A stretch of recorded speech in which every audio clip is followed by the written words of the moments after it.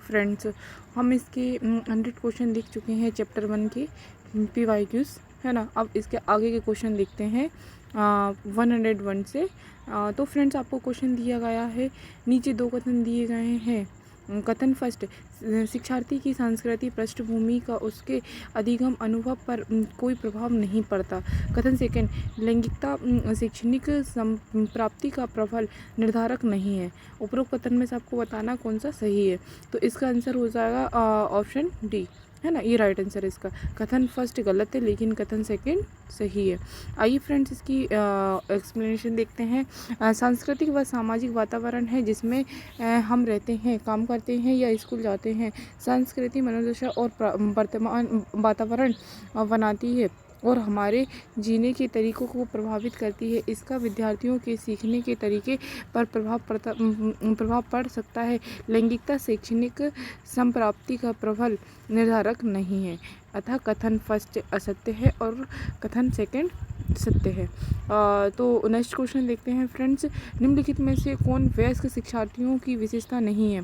तो इसमें आपका ऑप्शन नंबर सी और ई दोनों सही हो जाएंगे, है ना। तो इसमें आएगा आपका सी, केवल सी। तो इसकी एक्सप्लेनेशन देखते हैं फ्रेंड्स। वयस्क शिक्षार्थियों की निम्नलिखित विशेषताएं हैं। फर्स्ट है, वे परिपक्व शिक्षार्थी होते हैं। सेकंड, वे तार्किकता से कार्य कर सकते हैं। और थर्ड है, वे संतुलित चयन कर सकते हैं। फोर्थ है, वे लक्ष्य उन्मुखी होते हैं। और फिफ्थ है, इनके विचारों में लोचशीलता नहीं होती, इत्यादि। ओके, नेक्स्ट क्वेश्चन देखते हैं फ्रेंड। 103, NSQF किसके स्तर में श्रेणी के अनुसार योग्यताओं को व्यवस्थित करता है। तो इसका आंसर हो जाएगा आपका ऑप्शन नंबर ए, ज्ञान और कौशल अभिवृत्ति। ओके, इसकी एक्सप्लेनेशन देखते हैं फ्रेंड्स। राष्ट्रीय कौशल योग्यता ढांचा NSQF ज्ञान, कौशल और योग्यता के स्तरों की श्रृंखला के अनुसार योग्यता का आयोजन करता है। इन स्तरों को सीखने के संदर्भ में NSQF को परिभाषित किया जा सकता है। यह ज्ञान विद्यार्थियों के पास होना अनिवार्य है, भले ही वह किसी भी प्रकार की शिक्षा ग्रहण कर रहे हैं, अतः विकल्प ए सत्य है। ओके, नेक्स्ट क्वेश्चन देखते हैं। हमें नेक्स्ट क्वेश्चन दिया है, सूची 1 को सूची 2 से सम्मिलित करना है। ओके फ्रेंड्स, तो सूची 1 में दिया है इरिक्सन द्वारा वर्णित मनोवैज्ञानिक विकास चरण और उनके संदर्भित उदाहरण। तो फ्रेंड्स, हम इसको व्याख्या के द्वारा समझते हैं। एक्सप्लेनेशन इसकी यहाँ पे दी गई है। तो आंसर ऑप्शन ए, आधारभूत विश्वास बनाम आधारभूत अविश्वास। तो इसका आ जाएगा भरण, फंडिंग। ओके, सेकंड है बी नंबर का, परिश्रम बनाम हीनता। तो इसमें आएगा विद्यालय, स्कूल। सी नंबर का आएगा आत्मीयता बनाम एकांकीपन। तो इसका था ऑप्शन इसका आंसर होगा प्रेम संबंध। ओके, डी, उत्पादकता बनाम गतिरोध। ओके, तो इसका आंसर होगा लालन पालन, परामर्श प्रदान करना, parenting, metering. Okay, next question दिया गया है फ्रेंड्स हमको सूची 1 को सूची 2। ओके फ्रेंड्स, नेक्स्ट क्वेश्चन देखते हैं। 105 कह दिया सूची फर्स्ट को सूची सेकंड से सम्मिलित कीजिए। सूची फर्स्ट में दिया है पियाजे के संज्ञानात्मक विकास के चरण और सूची सेकंड में दिया है लगभग आयु। तो इसमें ए नंबर का दिया है आपको संवेदी प्रेरक। तो इसका आ जाएगा आपको ऑप्शन नंबर 3, 0 से 2 वर्ष की आयु होती है। और बी नंबर में होता है पूर्व सक्रियात्मक। तो इसका होता है 4th नंबर का हो जाएगा इसका बच्चों को बोलना शुरू करने से लगभग 7 वर्षों तक। और सी होता है मूर्त सक्रियात्मक। तो इसमें आएगा फर्स्ट, प्रथम ग्रेड से पूर्व किशोर अवस्था लगभग 11 वर्ष की आयु तक। और डी नंबर का दिया है आकारिक सक्रियात्मक। तो इसका आपका हो जाएगा किशोर अवस्था से वयस्क। तो इसका ऑप्शन नंबर आपका डी सही होगा। ओके, इसमें नेक्स्ट क्वेश्चन देखते हैं। 106 नंबर का क्वेश्चन दिया है। नेक्स्ट क्वेश्चन, सार्थक शाब्दिक अधिगम का सिद्धांत निम्नलिखित में से किन किन बातों से संबंधित है। ऑप्शन ए, ज्ञान पाठ्यचर्चा की विषय वस्तु को कैसे व्यवस्थित किया जाता है। वी, नई जानकारी अधिगम को प्रोसेस करने हेतु दिमाग कैसे कार्य करता है। सी, जब शिक्षक विद्यार्थियों को नई सामग्री अनुदेश परोसते हैं तब वे पाठ्यचर्चा और अधिगम के संबंध में विचारों का अनुप्रयोग किस प्रकार प्रकार करते हैं? ऑप्शन नंबर डी, विद्यार्थी समालोचनात्मक प्रश्न उत्तर कैसे देते हैं? और ऑप्शन नंबर डी, संस्थान ने भाषा प्रयोगशाला की स्थापना किस प्रकार की है? अवसंरचना। ओके, इसमें हमें राइट आंसर बताना, तो इसका राइट आंसर हो जाएगा ऑप्शन नंबर ए। तो इसमें आएगा केवल ए, बी और सी इसके राइट हैं, यानी सही आंसर है। तो आइए फ्रेंड्स इसकी एक्सप्लेनेशन देखते हैं। दिया गया है सार्थक शाब्दिक अधिगम का सिद्धांत संबंधित है। तो फर्स्ट आएगा ज्ञान पाठ्य चर्चा की विषय वस्तु को कैसे अव्यवस्थित किया जाता है, और सेकंड दिया है नई जानकारी अधिगम को प्रोसेस करने हेतु दिमाग कैसे कार्य करता है। थर्ड दिया है जब शिक्षक विद्यार्थियों को नई सामग्री अनुदेश परोसते हैं तब वे पाठ्य चर्चा और अधिगम के संबंध में विचारों का अनुप्रयोग किस प्रकार करते हैं। ओके, सार्थक शाब्दिक अधिगम का सिद्धांत डेविस आशुबेल द्वारा प्रतिपादित किया गया था। उन्होंने छात्र के ज्ञान के आधार पर शिक्षण को विस्तारित करने पर बहुत जोर दिया था। ओके, नेक्स्ट क्वेश्चन दिया गया है आपको फ्रेंड्स, नीचे दो कथन दिए गए हैं, एक को अभिकथन ए और दूसरे को तर्क आर कहा गया है। अभिकथन ए, शिक्षकों को चाहिए कि वे विद्यार्थियों को उसी रूप में स्वीकार करें जैसा कि वे हैं और जो भी उनका संज्ञानात्मक स्तर है। ओके, इसका तर्क आर दिया गया है, निव्युपदेशिता, निर्णायक जजमेंट होना, अनभिज्ञता को उजागर करना सफल संप्रेषण के मार्ग में अवरोध है। उपयुक्त कथनों के हमको सही बताना है इसमें से, तो इसका आएगा option number A, right answer होगा हमारा। ए और आर दोनों सत्य हैं और आर ए की सही व्याख्या करता है। ओके, इसकी एक्सप्लेनेशन देखते हैं फ्रेंड्स। अभिकथन शिक्षकों को चाहिए कि वे विद्यार्थियों को उसी रूप में स्वीकार करें जैसे कि वे हैं और जो भी उनका संज्ञानात्मक स्तर है सत्य है, जिसके संदर्भ में दिया गया कारण निव्युपदेशिता, निर्णायक होना, विज्ञता को उजागर करना सफल संप्रेषण के मार्ग में अवरोध है भी सत्य है तथा अभिकथन की सही व्याख्या करता है। ओके फ्रेंड्स, नेक्स्ट क्वेश्चन देखते हैं। नेक्स्ट क्वेश्चन क्या बोल रहा है हमसे, नीचे दो कथन दिए गए हैं। कथन फर्स्ट, व्यक्तिगत क्षमताएं निर्धारित करती हैं कि हम अपना प्रबंधन कैसे करते हैं। कथन सेकंड, सामाजिक क्षमताएं निर्धारित करती हैं कि हम संबंध कैसे निभाते हैं। ओके, तो इसमें से हमको बताना है कि कौन सा हमारा राइट आंसर होगा। तो इसका है ऑप्शन नंबर ए, कथन फर्स्ट और कथन सेकंड दोनों सही हैं। ओके, इसकी व्याख्या देखते हैं फ्रेंड्स। उपयुक्त दिए गए दोनों कथन सत्य हैं क्योंकि व्यक्तिगत दक्षता स्वयं का प्रबंधन निर्धारित करती है तथा सामाजिक दक्षता समाज के संबंधों को समझने में मदद करती है। ओके, नेक्स्ट क्वेश्चन देखते हैं। सूची फर्स्ट को सूची सेकंड से सम्मिलित करना है। तो पहले सूची में क्या दिया है, शिक्षण प्रणालियाँ, और सेकंड सूची में दिया है क्रियान्वीकरण। ओके, तो ए नंबर का दिया गया है हमको अनुदेशन का हमारा आ जाएगा फोर्थ नंबर का ऑप्शन, विद्यार्थियों और शिक्षक के बीच विचारों का सक्रिय आदान प्रदान। ओके, और ऑप्शन नंबर भी दिया है प्रशिक्षण का आएगा शिक्षक द्वारा संचालित अनुशासित अभ्यास। ओके, सी है अनुबंधन का आएगा शिक्षक से विद्यार्थियों को विचारों की सहचारी प्रस्तुति। ओके, डी नंबर का आएगा मतारोपण में आ जाएगा आपका ऑप्शन नंबर फर्स्ट, विद्यार्थियों पे शिक्षक के विचारों का एक तरफा आरोपण। ओके, तो इसका हमारा राइट आंसर हो जाएगा ऑप्शन नंबर सी, है ना। अब नेक्स्ट क्वेश्चन देखते हैं फ्रेंड्स। किशोर अधिगम में निम्न में से कौन सी भावनात्मक विशेषताएं निर्णायक महत्व की हैं। तो इसका आंसर आएगा आपका नायक पूजा और संवेदनाएं। इसकी व्याख्या देखते हैं। किशोर अधिगम में नायक पूजा और संवेदना जैसी भावनात्मक विशेषताएं निर्णायक महत्व की होती हैं। ओके, नेक्स्ट क्वेश्चन देखते हैं हम 111।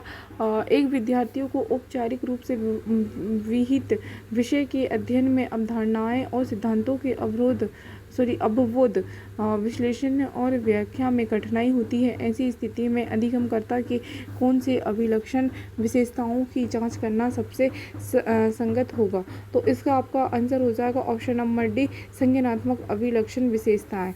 ओके, और इसकी एक्सप्लेनेशन दी गई है फ्रेंड्स आपको। अधिगमकर्ता की संज्ञानात्मक विशेषताओं की जांच करना सबसे संगत होगा यदि एक विद्यार्थियों को औपचारिक रूप से निहित विषय के अध्ययन में अवधारणाओं और सिद्धांतों के अवबोध विश्लेषण और व्याख्या में कठिनाई होती है। सो फ्रेंड्स नेक्स्ट क्वेश्चन देखते हैं क्या बोल रहा है हमसे। एक किशोर अधिगम करता की प्रमुख चारित्रिक विशेषता जो उसके सामाजिक तथा नैतिक विकास को निर्धारित करती है वह है। तो हमारा ऑप्शन नंबर हो जाएगा right, B option number right हो जाएगा। मूल्यों एवं मानकों के अनुसरण हेतु नायक पूजा की और चेष्टा।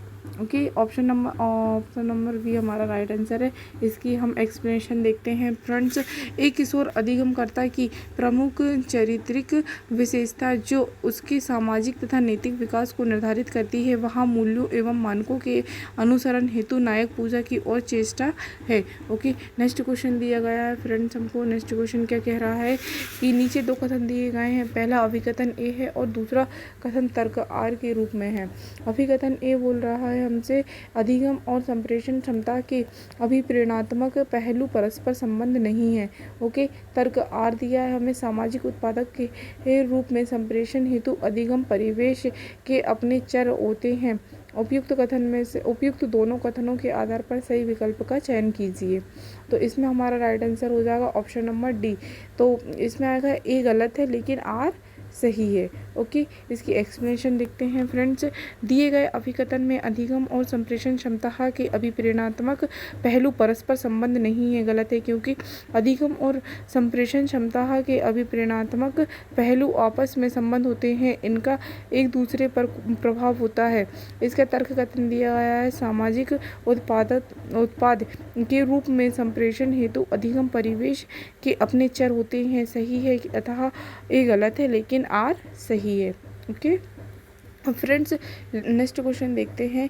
किसी समूह में निम्नलिखित में से किसके कारण समूह के सदस्यों की सृजन क्षमता अवरुद्ध होती है। तो इसमें आ जाएगा हमारा ऑप्शन नंबर ए भी राइट होगा और ऑप्शन नंबर डी भी राइट होगा। ऑप्शन नंबर हमें ए दिया है किसी भी कीमत पर आम सहमति बनाए रखने की प्रतिमान, और ऑप्शन नंबर डी दिया है किसी व्यक्ति का विचार असत्य होने की दशा में आलोचना। ओके, इसका ऑप्शन नंबर डी सही होगा, केवल डी और ए। तो इसकी हम व्याख्या देखते हैं फ्रेंड्स। किसी समूह में किसी व्यक्ति का विचार असत्य होने की दशा में आलोचना व किसी भी कीमत पर आम सहमति बनाए रखने का प्रतिमान के कारण समूह के सदस्यों की सृजन क्षमता अवरुद्ध होती है। ओके, नेक्स्ट क्वेश्चन देखते हैं फ्रेंड्स। हमें दिया गया है एक कॉलम को दूसरे कॉलम से सम्मिलित करना है। कॉलम ए दिया है, कॉलम बी दिया है। तो क्वेश्चन नंबर ए है सत्ता मानसा, इसका आएगा आपका वास्तविकतावाद, और सेकंड दिया है ज्ञान मीमांसा, इसमें आएगा आपका सकारात्मकवाद, और थर्ड है आपका सी नंबर का प्रणाली विधि, इसका आएगा आपका फर्स्ट आइडियोग्राफी। ओके, डी नंबर का दिया है प्रणाली, तो इसका आ जाएगा आपका थर्ड सर्वेक्षण। ओके, इसमें हमारा राइट आंसर हो जाएगा ऑप्शन नंबर डी। इसकी आगे नेक्स्ट क्वेश्चन दिया है हमें अगला क्वेश्चन, शिक्षण विधियों के स्पेक्ट्रम में निम्नलिखित में से किसे संभेदात्मक कहा जाएगा। तो आपका राइट आंसर हो जाएगा, इसमें आपका राइट आंसर होगा ऑप्शन नंबर डी, तो बी, ई और एफ। ओके फ्रेंड्स, सो हम देखते हैं इसकी व्याख्या एक्सप्लेनेशन। शिक्षण विद्यार्थियों के स्पेक्ट्रम में से समस्या समाधान विधि, अंतः क्रियात्मक प्रस्तुति तथा अनुशिक्षण विधि को संवादात्मक कहा जाता है। संवादात्मक शिक्षण विधियों के अंतर्गत शिक्षक और छात्र के मध्य परस्पर वार्तालाप होती है, जिससे अधिगम के दौरान उत्पन्न होने वाली समस्याओं का तत्काल समाधान हो जाता है। नेक्स्ट क्वेश्चन देखते हैं फ्रेंड्स। नेक्स्ट क्वेश्चन हमसे क्या कह रहा है, निम्नलिखित में से कौन सी अधिगमकर्ता की गैर संज्ञानात्मक विशेषता है। तो इसका हमारा option number D right answer हो जाएगा, सत्य में विश्वास करना। ओके, इसकी एक्सप्लेनेशन देखते हैं। सत्य में विश्वास करना अधिगमकर्ता की गैर संज्ञानात्मक विशेषता होती है, क्योंकि संज्ञान न होने की स्थिति में वह बहुत वस्तु या स्थिति के बारे में उसी रूप में विश्वास कर लेता है जैसा वह दिखाई देता है। और ओके, अगला क्वेश्चन देखते हैं फ्रेंड्स। विमर्शी व्यवहार का अर्थ व्यक्ति द्वारा निम्नलिखित में से किसका उपयोग है। तो इसका आपका राइट आंसर हो जाएगा ऑप्शन नंबर वी, अधिसंज्ञान। इसका व्याख्या देखते हैं।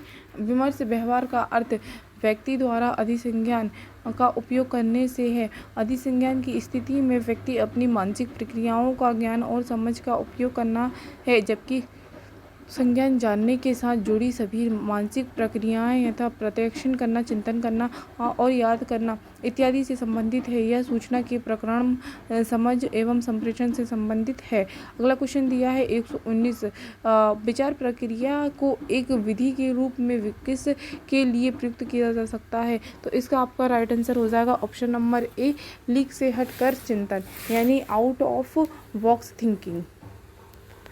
इसकी एक्सप्लेनेशन देखते हैं फ्रेंड्स। विचारवेश प्रक्रिया को एक विधि के रूप में रुचि के क्षेत्र में नए विचारों को उत्पन्न करने के लिए प्रयुक्त किया जाता है। आधुनिक युग में सृजनशीलता को एक महत्वपूर्ण योग्यता स्वीकार किया जाता है। ब्रेन स्टोर्मिंग भी सृजनशीलता के अंतर्गत ही आता है। संसार के प्रत्येक प्राणी में कुछ ना कुछ सृजनशीलता होती है, किसी में कम तथा किसी में अधिक, किसी में एक क्षेत्र में, किसी में अन्य क्षेत्रों में होती है।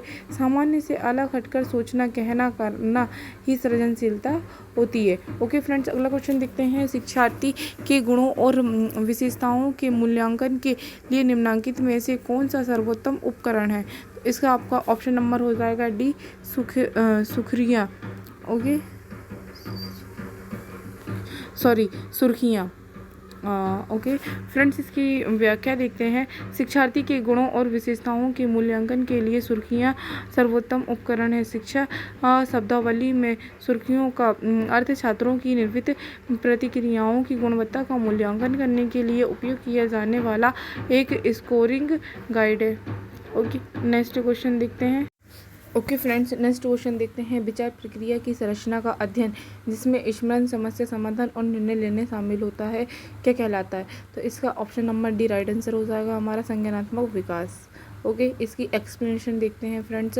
विचार प्रक्रिया की संरचना का अध्ययन जिसमें स्मरण, समाधान और निर्णय लेना शामिल होता है, संज्ञानात्मक विकास कहलाता है। संज्ञानात्मक सिद्धांत सीखने की प्रक्रिया में उद्देश्य, समझ व सोच की भूमिका पर अधिक जोर देता है। इसकी मान्यता है कि उद्दीपक की प्रकृति मात्र से व्यवहार की उत्पत्ति नहीं होती, वरन व्यक्ति उद्दीपक को प्रत्यक्षित, स्मरण, संगठन, चिंतन तथा विश्लेषित करके किसी निर्णय पर पहुंचता है एवं तदुपरांत अनुक्रिया करता है। ओके फ्रेंड्स, तो अभी हमारा दूसरा टॉपिक शुरू हो गया है। दूसरा टॉपिक क्या है हमारा? शिक्षण प्रभावक तत्व शिक्षक। ओके, तो इसमें क्वेश्चन देखते हैं हम। नेक्स्ट क्वेश्चन हमारा, निम्नलिखित में से कौन से पाठ्य चर्चा संशोधन के मुख्य उद्देश्य हैं?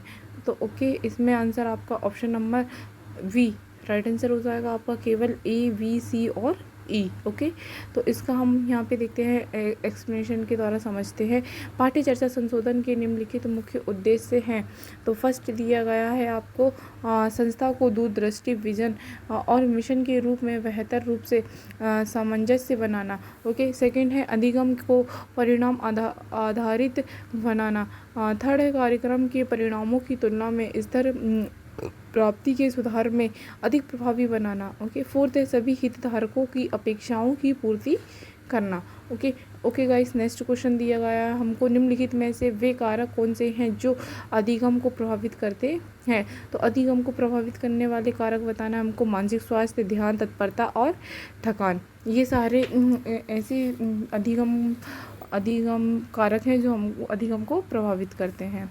तो option number B right answer हो जाएगा इसका। तो कुछ कारक ऐसे हैं जो सीखने को प्रभावित करते हैं, तो मानसिक स्वास्थ्य, ध्यान, तत्परता, थकान। ओके फ्रेंड्स, नेक्स्ट क्वेश्चन देखते हैं। क्वेश्चन नंबर हमारा है 124। कोई शिक्षक एवं वृत्ति प्रोफेशन के रूप में शिक्षण का आनंद ले सकता है जब वह, तो इसका राइट आंसर हो जाएगा हमारा ऑप्शन नंबर ए, विद्यार्थियों से सम्मान प्राप्त करना चाहता है। ओके, इसकी एक्सप्लेनेशन देखते हैं फ्रेंड्स।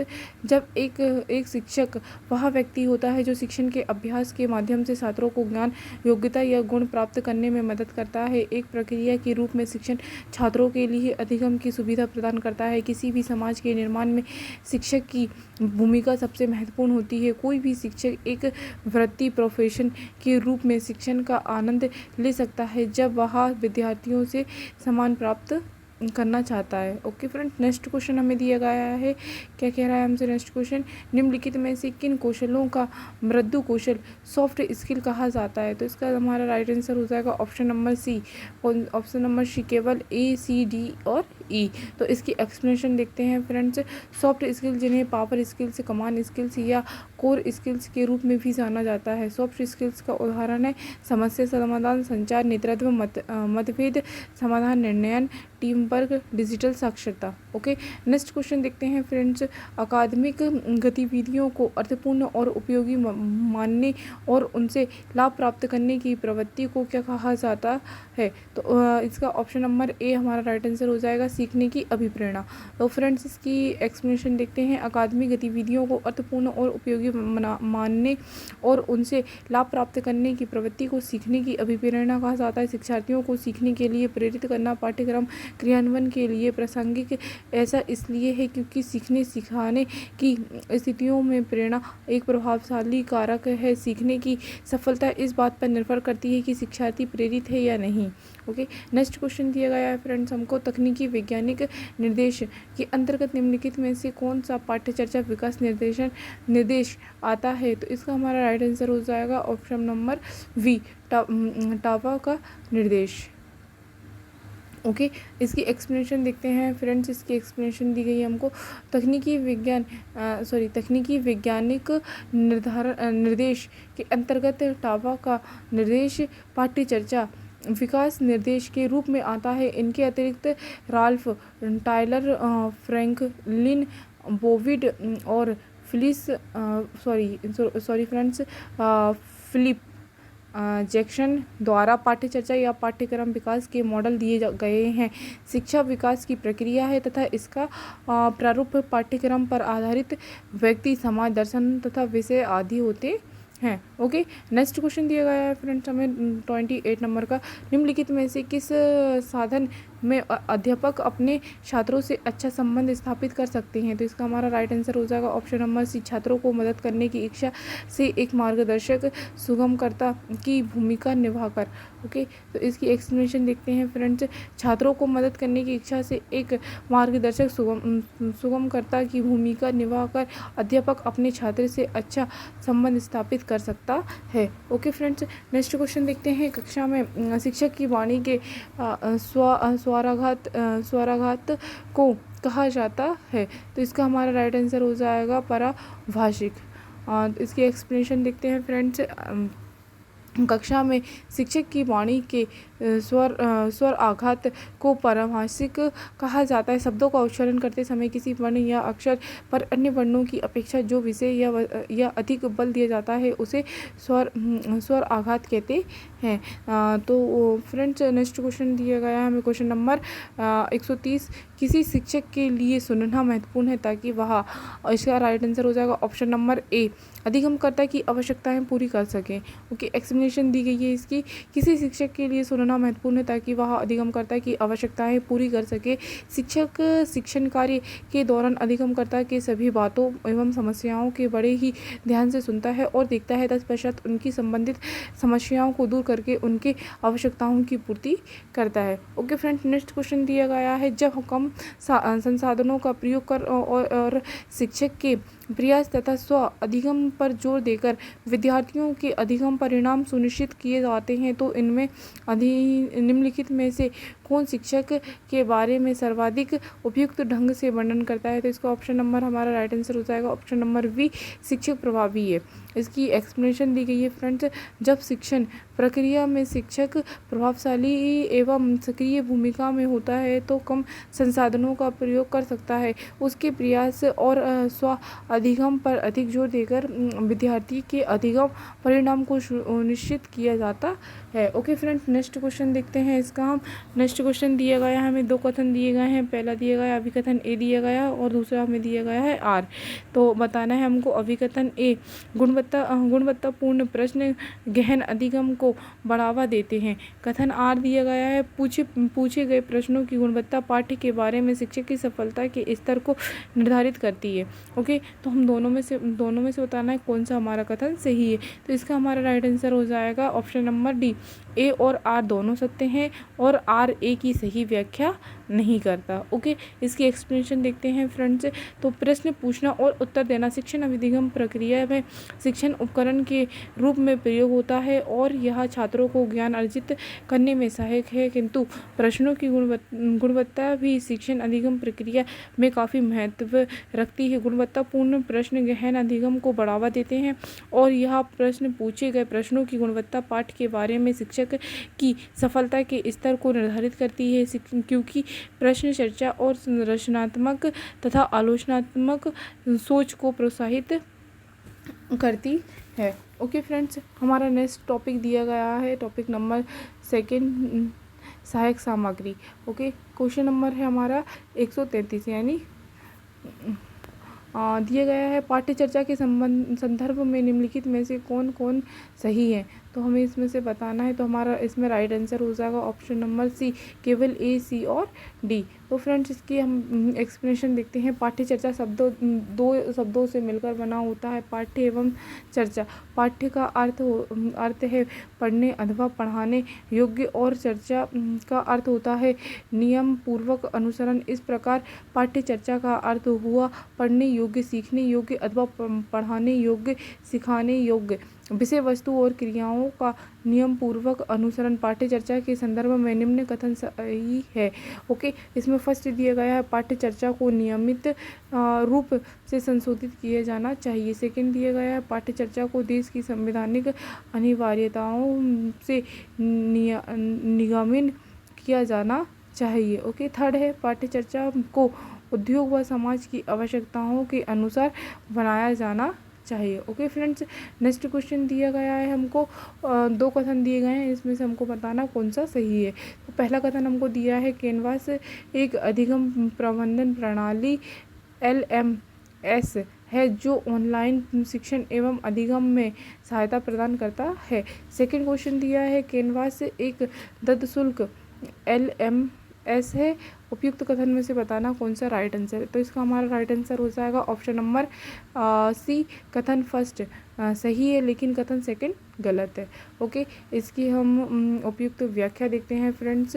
तो क्या दिया गया है, कैनवास एक वेब आधारित शिक्षण प्रबंधन प्रणाली है या LMS है। इसका उपयोग शिक्षण संस्थानों और शिक्षकों और छात्रों द्वारा ऑनलाइन पाठ्यक्रम सीखने की सामग्री तक पहुंचने, प्रबंधित करने, कौशल विकास, सीखने की उपलब्धि के संज्ञान के लिए किया जाता है। कैनवास में विभिन्न प्रकार के अनुकूलन योग्य पाठ्यक्रम निर्माण, प्रबंधन उपकरण, पाठ्यक्रम उपयोगकर्ता विश्लेषण, सांख्यिकी और आंतरिक संप्रेषण उपकरण शामिल रहते हैं। कैनवास LMS भौतिक कक्षा में भी सीखने के रास्तों को अलग करना आसान बनाता है, छात्रों को अपनी क्षमता पर अनुदेशात्मक सामग्री तक पहुंचने के लिए स्वतंत्रता प्रदान करता है। यह LMS का मुक्त संस्करण है। ओके, तो नेक्स्ट क्वेश्चन देखते हैं फ्रेंड्स। जिज्ञासा रणनीति निम्नलिखित में से किसका उदाहरण है। तो इसका हमारा राइट ऑप्शन हो जाएगा ऑप्शन नंबर बी, सहकारी अधिगम। ओके, इसकी उपयुक्त व्याख्या देखते हैं फ्रेंड्स हम।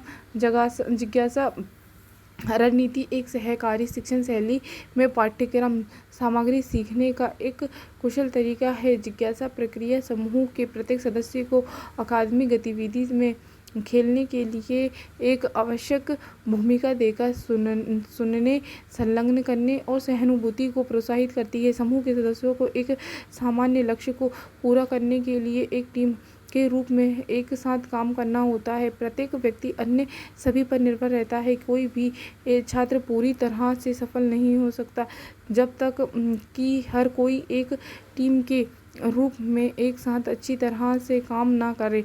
यह डिज़ाइन द्वारा सहयोग कक्षा में सभी छात्रों के मध्य अंतः क्रिया की सुविधा प्रदान करता है, जिससे वे अपने लक्ष्य को पूरा करने पर एक दूसरे को योगदान देते हैं। ओके फ्रेंड्स, नेक्स्ट क्वेश्चन देखते हैं। इसके फोल्डिंग के उदाहरण निम्नलिखित में से कौन से हैं। तो इसमें से हमारा ऑप्शन नंबर ए और option number D right answer हो जाएगा। तो फ्रेंड्स, इसकी उपयुक्त व्याख्या देखते हैं हम। इसके फोल्डिंग का तात्पर्य छात्रों को सीखने और समस्या समाधान के लिए दिए जाने वाले समर्थन से है। यह समर्थन संकेतों के रूप में याद दिलाने वाले उपायों शाबाशी या कुछ ऐसा करना जिससे बच्चों को अपने आप से सीखने का मौका मिल सके के रूप में हो सकता है। निम्नलिखित कथन इसके फोल्डिंग के उदाहरण हैं। तो फर्स्ट है विद्यार्थियों के चिंतन को निर्देशित करने के लिए सूचक प्रश्न पूछना। सेकंड है किसी समस्या के समाधान के लिए संकेत एवं सूत्र प्रदान करना। ओके फ्रेंड्स, तो नेक्स्ट क्वेश्चन देखते हैं। सहायक सामग्री की प्रभाविता को प्रभावित करने वाले कारक निम्नलिखित में से कौन से हैं? तो इसमें हमारा राइट आंसर हो जाएगा ऑप्शन नंबर बी, केवल ए, सी और डी। ओके फ्रेंड्स, इसकी उपयुक्त व्याख्या देखते हैं। निम्नलिखित कारक सहायक सामग्री की प्रभाविता को प्रभावित करते हैं। पहला है हमारा स्पष्टता और व्यापकता। दूसरा है अधिगमकर्ता की आयु एवं स्तर के लिए उपयुक्तता। तीसरा है अधिगम उद्देश्य के लिए प्रासंगिकता। ओके फ्रेंड्स, नेक्स्ट क्वेश्चन देखते हैं। Question number 138। शिक्षण की अवधि में प्रयुक्त होने वाले विषय वस्तु प्रकार के सापेक्ष प्रक्रिया वाले प्रश्नों को सूचित करने वाले प्रश्नों को निम्नांकित प्रदत्त सूची से पहचान कीजिए। तो इसका हमारा राइट आंसर हो जाएगा ऑप्शन नंबर ए, केवल ए, सी और ई। ओके फ्रेंड्स, इसकी हम उपयुक्त व्याख्या देखते हैं। प्रश्न एक प्रकार का वाक्य है जिसके उत्तर की संभावना होती है। प्रश्न कई प्रकार के होते हैं जिनमें प्रक्रिया प्रकार वाले प्रश्न निम्न हैं। तो पहला होता है हमारा अपसारी प्रश्न, संप्रत्यय आधारित प्रश्न और थर्ड होता है हमारा उच्च स्तरीय प्रश्न। ओके फ्रेंड्स, नेक्स्ट क्वेश्चन देखते हैं। नेक्स्ट क्वेश्चन हमसे क्या बोल रहा है? तो किसी शिक्षण सहायक सामग्री से पठन, श्रवण और उच्चारण जैसे कौशल में अभिवृद्धि होती है। तो इसका हमारा राइट आंसर हो जाएगा ऑप्शन नंबर ए, श्रव्य भाषिक शिक्षण सहायक सामग्री। ओके, इसका हमारा राइट आंसर उपयुक्त व्याख्या देखते हैं इसकी। तो श्रव्य भाषिक शिक्षण सहायक सामग्री के प्रयोग से शिक्षण प्रक्रिया में शिक्षक और छात्रों में पठन, श्रवण और उच्चारण जैसे कौशल में अभिवृद्धि होती है। इस प्रकार की सहायक सामग्री के प्रयोग से किसी भी विषय वस्तु के बारे में सुनना व देखा जा सकता है, जिससे अधिगम क्रिया आसानी से हो सकती है। ओके, नेक्स्ट क्वेश्चन हमको दिया है 140 नंबर का। निम्नांकित में से किसे एक अतुल्यकालिक सहायक शिक्षण सामग्री के रूप में प्रयुक्त किया जाता है? तो इसका हमारा राइट ऑप्शन हो जाएगा ऑप्शन नंबर डी, 2, 3 और 5 इसके राइट आंसर है। इसकी उपयुक्त व्याख्या देखते हैं फ्रेंड्स। शिक्षण सहायक सामग्री शिक्षण व्यवस्था के महत्वपूर्ण कारक होते हैं जिसके माध्यम से शिक्षण विधि में सजीवता बनी रहती है और विद्यार्थी के अधिगम में सरलता होती है। शिक्षण सहायक सामग्री विशेषकर छोटी उम्र के विद्यार्थियों के लिए अति आवश्यक होता है। यह उनके अधिगम क्षमता में वृद्धि प्रदान करता है। इसके महत्व को स्वीकार करते हुए शिक्षा शास्त्रियों ने एक मत होकर शिक्षण हेतु इसे स्वीकारा है।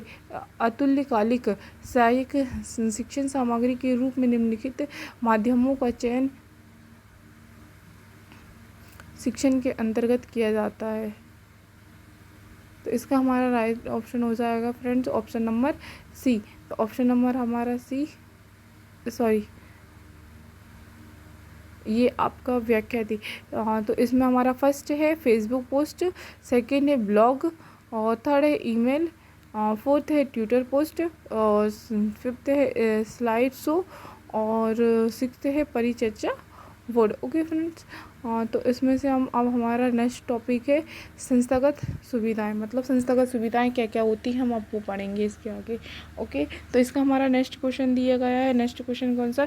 141। नीचे 2 कथन दिए गए हैं, इसमें से हमको कथन बताना है कौन से हमारा राइट आंसर है।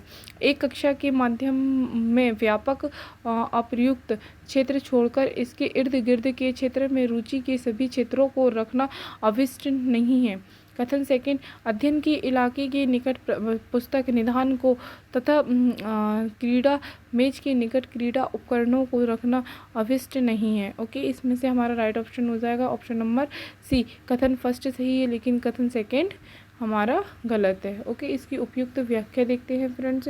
इसकी व्याख्या हमें दी गई है एक कक्षा के माध्यम में व्यापक अप्रयुक्त क्षेत्र छोड़कर इसके इर्द गिर्द के क्षेत्र में रुचि के सभी क्षेत्रों को रखा अविष्ट नहीं है। यह कथन सही है, जबकि अध्ययन के इलाके के निकट पुस्तक निधान को तथा क्रीड़ा मेज के निकट क्रीड़ा उपकरणों को रखना अविष्ट नहीं है। यह कथन गलत है। ओके, नेक्स्ट क्वेश्चन दिया गया है हमें फ्लिप्ड क्लासरूम, पलटी कक्षा, वातावरण निम्नलिखित में से किसे बढ़ावा देते हैं? तो इसका हमारा राइट आंसर हो जाएगा friends question option number A, नम्य अधिगम संस्कृति। ओके, इसका हम एक्सप्लेनेशन देखते हैं। फ्लिप लर्निंग या फ्लिप्ड क्लास रूप एक शिक्षण विधि है जो आधुनिक तकनीकी के साथ सीखने के पारस्परिक तरीकों को जोड़ती है। यह छात्रों को कहीं भी सीधे पाठ से जुड़ने हेतु वीडियो एप्लीकेशन, सॉफ्टवेयर और अन्य डिजिटल संसाधनों का उपयोग करता है। शिक्षकों को अभी भी उन सामग्रियों के माध्यम से छात्रों का मार्गदर्शन करने की आवश्यकता होती है जो वे कम समय में ऐसा कर सकते हैं, क्योंकि छात्र अपनी गति से व्याख्यान देखते हैं। एक फ्लिप्ड कक्षा संरचना शिक्षकों के लिए अपने छात्र की ज़रूरतों को पूरा करने के लिए अपने पाठों को तैयार करना आसान बनाती है, लेकिन शिक्षार्थियों की आवश्यकताओं की पूर्ति भी करता है। फ्लिप्ड कक्षा में शिक्षकों के पास संघर्षरत या अक्षम छात्रों के मूल्यांकन और व्यक्तिगत ध्यान जैसी गतिविधियों को कराने के अधिक समय लेता है। ओके फ्रेंड्स, नेक्स्ट क्वेश्चन देखते हैं। निम्नलिखित में से किस उपकरण का प्रयोग ऑनलाइन बुलेटिन बोर्ड बनाने के लिए किया जाता है, जहां आप चित्र, पाठ, टेक्स्ट, वीडियो आदि के रूप में सूचना प्रदर्शित कर सकते हैं? तो इसका हमारा राइट आंसर हो जाएगा पेडलेट। ओके, इसकी उपयुक्त व्याख्या देखते हैं फ्रेंड्स। पेडलेट का प्रयोग ऑनलाइन बुलेटिन बोर्ड बनाने के लिए किया जाता है, जहां आप चित्र, पाठ, टेक्स्ट, वीडियो आदि के रूप में सूचना प्रदर्शित कर सकते हैं। आज हर छात्र और शिक्षक स्मार्ट लर्निंग के लिए तकनीकी के नवीनतम उपकरणों को अपनाते हैं। पेडलेट भी एक नया तकनीकी उपकरण है जो छात्रों को एक सामान्य स्थान पर नोट्स पोस्ट करने की सुविधा देकर कार्क बोर्ड की तरह काम करता है। ओके फ्रेंड्स, नेक्स्ट क्वेश्चन देखते हैं। प्रत्यक्ष अनुदेशन सर्वाधिक उपयुक्त होता है जब शिक्षक बुनियादी कौशल की शिक्षा देते हैं। इसका हमारा राइट ऑप्शन हो जाएगा ऑप्शन नंबर ए। इसकी उपयुक्त व्याख्या देखते हैं फ्रेंड्स।